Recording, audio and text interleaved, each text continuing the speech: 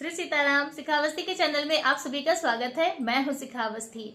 आज इस वीडियो में हम जानेंगे कि वैशाख मास के कृष्ण पक्ष की एकादशी का व्रत किस दिन किया जाएगा, पूजा विधि क्या रहेगी, भगवान को भोग क्या लगाया जाएगा और इसके साथ ही हम यह भी जानेंगे कि जो लोग एकादशी का व्रत नहीं करते हैं तो उन्हें आज की तिथि पे क्या विशेष कार्य करने चाहिए। तो चलिए वीडियो की शुरुआत करते हैं। उससे पहले आप सभी से रिक्वेस्ट है कि वीडियो यदि अच्छा लगे तो लाइक कमेंट शेयर कीजिए। चैनल पे पहली बार आए हैं तो चैनल को देखिए। अपने हिंदू सनातन धर्म में वैशाख का महीना बहुत ही ज्यादा पवित्र और पावन माना गया है।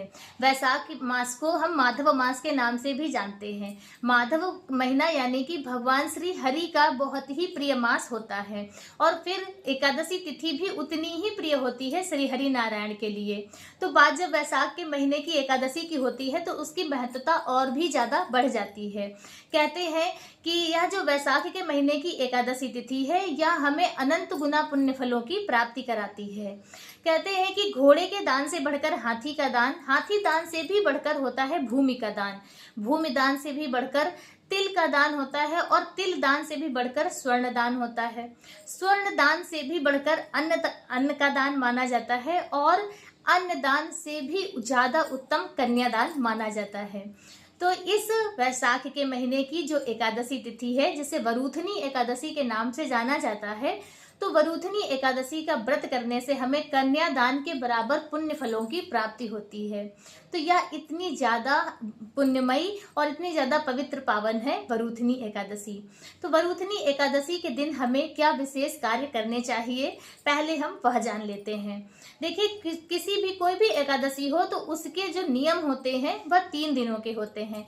दशमी से प्रारंभ होते हैं और द्वादशी तक वही नियम का पालन हमें करना होता है। शास्त्रों में ऐसा वर्णन है कि दशमी को 10, एकादशी को 11 और द्वादशी को 12 नियमों का पालन किया जाता है, तब जाके हमारी एक एकादशी पूर्ण होती है। तो नियम क्या है कि दशमी तिथि को आपको सूर्यास्त के बाद से ही अन्न का त्याग करना चाहिए और उसके बाद एकादशी को सुबह सूर्योदय से पूर्व आपको स्नान करना है। स्नान करने के बाद फिर आप सूर्य भगवान को जल दान दें, उन्हें अर्घ दान करें और उसके बाद आप एक चौकी पे लक्ष्मी नारायण भगवान की मूर्ति स्थापित कर लें, रख लें, उन्हें विराजमान कर लें, फोटो हो, मूर्ति जो भी हो आपके पास। फिर आप अपना आसन लगाएं और उसे आसन शुद्धि करें, आचमन करें और फिर भगवान का पंचामृत या गंगा जल से अभिषेक करें। भगवान को किसी भी साफ स्वच्छ सूती, कॉटन का या मलमल का जो भी कपड़ा हो उससे आप भगवान को पोंछ दें। भगवान को स्नान कराने के बाद पोंछना जरूर चाहिए। फिर चाहे वो आप मूर्ति हो या फोटो में ही आप भाव स्वरूप उन्हें स्नान करा रहे हो, लेकिन आपको भगवान पोंछने जरूर चाहिए। पोंछने के बाद फिर आप भगवान का चंदन टीका कर दीजिए, माता रानी को, लक्ष्मी माता को सिंदूर का टीका कर दीजिए, लाल पीले पुष्प अर्पित कीजिए और धूप दीप दिखाइए। धूप दीप दिखाने के बाद फिर आप भगवान विष्णु भगवान की चालीसा का पाठ कर लीजिए, लक्ष्मी माता की चालीसा का पाठ कर लीजिए, विष्णु सहस्त्र नाम का पाठ आप कर सकते हैं यदि आपके पास समय हो, और यदि आपके पास समय नहीं है तो आप चालीसा का पाठ कर लीजिए, भगवान के मंत्रों का जाप कर लीजिए। और उसके साथ ही एकादशी का महात्म, जो एकादशी व्रत कथा होती है, उसे जरूर पढ़ना या सुनना चाहिए। तो यह भी आप सुन लीजिए। भगवान को आप ऋतुफल और मिठाइयाँ जो भी आपके पास उपलब्ध हो आप उसका भगवान को भोग लगाएं, आरती करें और फिर क्षमा प्रार्थना करें। अब बात आती है कि पूजा जब आप करेंगे तो भगवान को भोग आप क्या लगाएंगे। तो वरूथनी एकादशी के दिन भगवान श्री हरि नारायण को खरबूजे का भोग लगाना चाहिए और उसी का सागार लेना चाहिए। सागार की जब आप अपना व्रत खोलेंगे या पूजा इत्यादि करेंगे उसके बाद आपको फिर खरबूजे का ही प्रसाद आपको लेना चाहिए। तो खरबूजे का भोग आप एकादशी तिथि पर जरूर लगाएं और उसके बाद फिर आप भगवान का नाम जाप करते रहें। शाम के समय फिर आपको पंचोपचार विधि से पूजा करनी है, आरती इत्यादि करनी है। जितना टाइम आप दे सकें उतनी देर आप भगवान का भजन कीर्तन कर लें। द्वादशी वाले दिन आपको सुबह स्नान आदि करना है और व्रत पारण करने से पहले आपको एक ब्राह्मण दंपत्ति को भोजन कराना है। यदि आप भोजन नहीं करा सकते हैं तो कच्चा सीधा निकाल दें। यदि आप सीधा भी नहीं निकाल सकते हैं तो आप कुछ दक्षिणा निकाल कर रख दें और फिर बाद में जब कभी भी आप मंदिर इत्यादि जाएं तो वहां पर आप किसी भी ब्राह्मण या पुजारी को दे दीजिए। तो और उसके बाद फिर आप अपने व्रत का पारण कीजिए। व्रत पारण करने में हमेशा याद रखिएगा, व्रत पारण हमेशा चावल के दाने से करना चाहिए यदि आपका कोई दूसरा व्रत नहीं है। यदि व्रत है तो आप तुलसी दल से अपने व्रत का पारण करें। यदि कोई व्रत नहीं है तो चावल के कुछ थोड़े दाने ले लीजिए और उन्हीं से आपको अपना व्रत पारण करना चाहिए।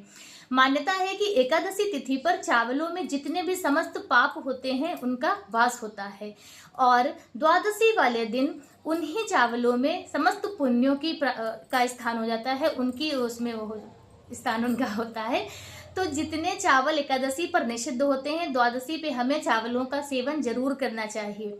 हो सके तो आप खीर बना लें या खिचड़ी इत्यादि से ही भगवान को भोग लगाकर और फिर आप अपने व्रत का पारण करें, वह भी बहुत ही उत्तम और शुभ माना जाता है। तो इस प्रकार से आपको वरूथनी एकादशी का व्रत पूर्ण करना है। अब हम यह जान लेते हैं कि 2025 में वरूथनी एकादशी का व्रत किस दिन किया जाएगा। तो देखिए, एकादशी तिथि पंचांग के अनुसार एकादशी तिथि प्रारंभ हो जाएगी 23 अप्रैल को शाम 4:43 से और 24 अप्रैल को दोपहर 2:32 पर एकादशी तिथि समाप्त होगी, फिर द्वादशी तिथि प्रारंभ होगी। तो अपने हिंदू सनातन धर्म में उदय तिथि का ही मान होता है। तो उदय तिथि के अनुसार वैशाख मास के कृष्ण पक्ष की वरूथनी एकादशी का व्रत 24 अप्रैल को किया जाएगा। अब हम जान लेते हैं कि व्रत का पारण हमें किस प्रकार और किस समय करना है। तो 25 अप्रैल को सुबह 5:46 से 8:23 तक हमें व्रत का पारण करना है। देखिए, व्रत पारण हमें सदैव सूर्योदय के बाद ही करना चाहिए और उचित समय पे हमें जो पारण है वो कर लेना चाहिए, तभी हमें पूर्ण एकादशी का पुण्यफल प्राप्त होता है। अब हम यह भी जान लेते हैं कि यदि आप किसी भी कारणवश एकादशी का व्रत नहीं करते हैं तो आपको किन नियमों का पालन करना चाहिए। तो यदि आप कोई भी व्रत नहीं करते हैं एकादशी का, फिर भी आपको एकादशी तिथि वाले दिन सुबह जल्दी स्नान करना चाहिए। लक्ष्मी नारायण भगवान की आप विधिवत पूजा अर्चना करें, उन्हें भोग इत्यादि लगाएं और अपने घर पर शुद्ध सात्विक भोजन बनाएं, बगैर लहसुन प्याज का सेवन ना करें और रोटी और दाल भी एकादशी तिथि पे कहते हैं नहीं बनाना चाहिए। जो पकवान वाले से पका भोजन होता है कि पूड़ी इत्यादि, पूड़ी कचौड़ी है, जैसे पूड़ी हलवा आप बना लें, सब्जी पूड़ी बना लें, जो भी शुद्ध सात्विक भोजन आप बनाएं, भगवान को भोग लगाकर और स्वयं आप वही प्रसाद स्वरूप ग्रहण करें और भगवान का नाम जाप करें, उनका भजन कीर्तन करें। दान जरूर करें। देखिए, दान बहुत ही ज्यादा उत्तम माना जाता है। कोई भी हमारा व्रत उपवास हो तो हमें दान जरूर करना चाहिए। तो एकादशी तिथि वाले दिन आप कुछ भी फल इत्यादि यानी फलाहार वस्तुएं ही एकादशी तिथि पे आपको दान करनी चाहिए। यह भी बहुत ही उत्तम और शुभ माना जाता है। तो एकादशी तिथि पर खरबूजे का विशेष महत्व है, भगवान को भोग भी लगाना है, सागार भी करना है। तो हो सके तो आप खरबूजे का दान भी एकादशी तिथि पर कर सकते हैं। तो इस प्रकार से आप वरूथनी एकादशी के दिन पूजा अर्चना करके और भगवान का आशीर्वाद प्राप्त करें। आज का वीडियो मेरा बस इतना ही। वीडियो मेरा कैसा लगा एक बार कमेंट करके जरूर बताएं। मिलते हैं दूसरे वीडियो में किसी दूसरी जानकारी के साथ। तब तक के लिए श्री सीताराम।